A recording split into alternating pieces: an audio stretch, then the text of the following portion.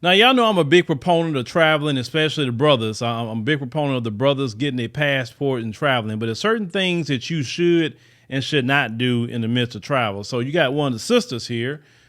She is stated that she is married to a Nigerian man. This happens actually in Nigeria. And her thing was she had to come back to the U.S. because she had some sort of family emergency or something like that. Well, when she went to leave and they looked at her paperwork wasn't good at all. Her visa actually was expired. I saw on TikTok that her visa expired since May of 2021. So they pulled her to the side for overstaying her visa. Let me show you the video that she posted. So I am here at the airport and they're claiming that I've overstayed my welcome, even though I'm married to a Nigerian. I'm here on time and they're going to make me miss my flight. So I'm here. They brought me all the way back to the opposite end of the airport, did not explain anything to me, did not say anything to me, just walked me back. My flight is boarding and they have yet to say anything. He has my passport, has not spoken, has not said anything to me. My civil rights have been violated and no one is explaining anything to me. So therefore, I'm making a documentation to let you know where I am, who I am, and this is the office of where I am. So I will be forwarding this video to the FAA as well as the airline, as well as human civil rights attorneys, because I will be suing. Correctly, so I am not going to stop recording. I am going to let my attorney know that. Sorry.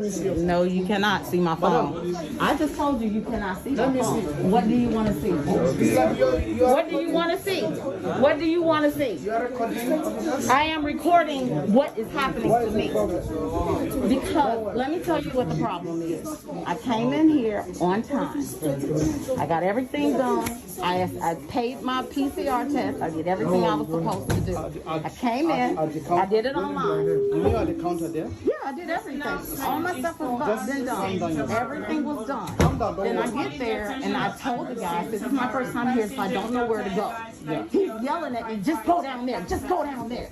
So I walked off and I started to go to the security check. He started yelling at me, telling me, what are you doing? You're not supposed to be doing that. I told you to go down. I said, how the hell am I supposed to know? I'm asking you where to go. He would not tell me where to go. He was not clear. And this one was not clear. I asked him, what is happening here? I told the man I am married to a Nigerian. I told him the reason why the passport was not stamped. State governor's office told me that we were supposed to do the green card. We are in the process of doing the green card. I have to leave. I have an emergency in the United States and I've got to get on that flight. And I told this man that I need to get on that flight. Then he takes me and brings me all the way back here without saying one word, just we're going to my office. Okay, well, we're going to your office. You finna get recorded because I don't know what's happening. And I'm here by myself and I'm surrounded by a bunch of men and I have no idea what the hell is going on. Calm down. Don't tell me to calm down. Please calm down yourself. Please. I am dealing with a lot right now. Let me see, man. Madam, No problem. can you hear me out? See, when I asked you to come and see my boss, did you go to see him or not? What is he trying to explain to you? Did you even give him a listening ear? You didn't. I listened to everything that man said, but he didn't listen to anything I said. Which is what I run into on a regular basis here. You men are so male chauvinistic, you can't listen to what a woman has to say. Listen to me. Here we go. Here we go. Here we go. Are you aware you're on a business visa? Because boldly written on your passport, you have 30 days to stay. You know what? And you wait for Well, I tell you what. another 28 days. And that wasn't enough. You are expected to leave this country from October. And you are still here. Today is April 12th. And you don't even want to give room for explanation.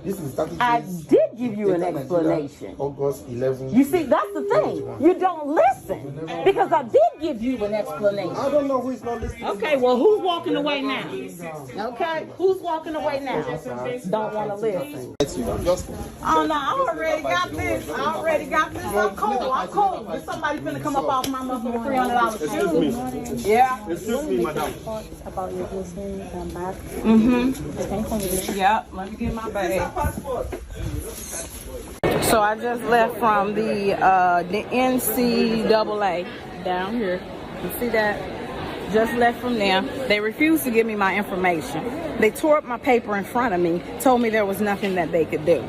So now what I'm going to do is I'm just going to go back to America and I'm going to sue the hell out of Delta. And somebody is going to be responsible for what the hell I have lost.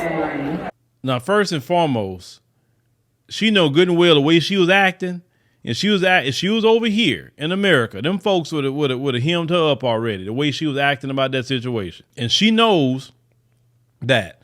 But yet, when you in Nigeria, you want to act a fool with everybody. I understand the situation, but why are you acting a fool like that? Get the same respect that you give, those European Americans. Give them the same, give Nigerians the same respect.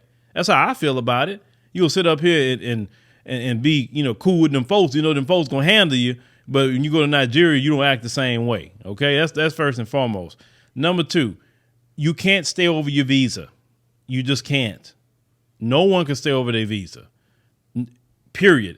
If you think you're going to stay over your visa, then you apply for another one. They'll say, no, you got to leave the country and then come back. Okay. Well, you know what some people do? Some people do what they call like day trips. And sometimes they'll go to the next country over. They'll be over there, for like a day or two, or maybe even a few days, right? They have their visa ready to go. They know it's getting close. And then once they do their few days out of the country, all you need to do is really one day out of the country. Then you can come right back in. People do that all the time. Some people do that to build their time up in certain countries so they can start applying for residency and then trying to get their citizenship. But her thing is, she said on her TikTok that her husband's Nigerian. He didn't travel with her at that time, but he said he's not going to not travel with her ever again after this incident.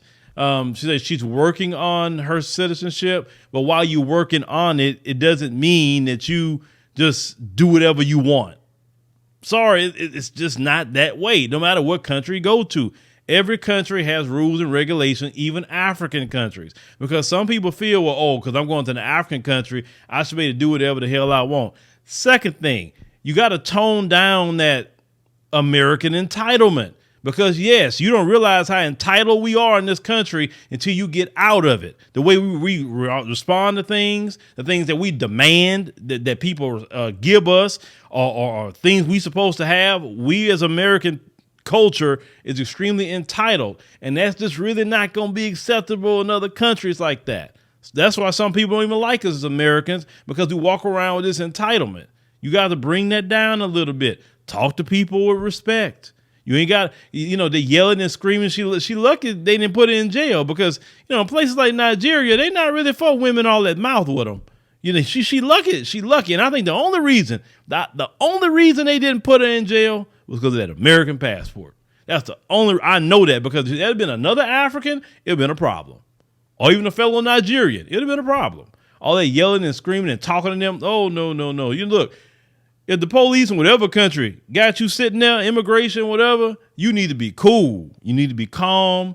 You need to ask questions. Say, hey, I'm just trying to figure out what's going on. And even if you're in the wrong for something, say, man, I didn't realize that. I apologize. What could we do to, what can I do to fix this? X, Y, Z.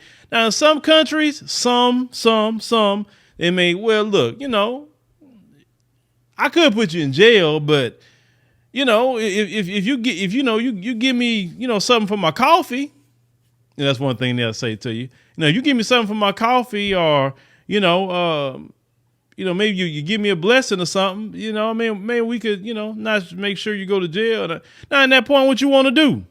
You want to be right, or you want to not go to jail? Man, look, yeah, how much your coffee again, bruh? Oh, is that much? Okay, well, go ahead. Here you go for your coffee. I'd rather do that than go to a Nigerian jail. But to prevent that, follow the Nigerian laws. or any country you go to, follow their laws. Don't overstay your visa. And if you're wrong, don't start acting a fool. Don't.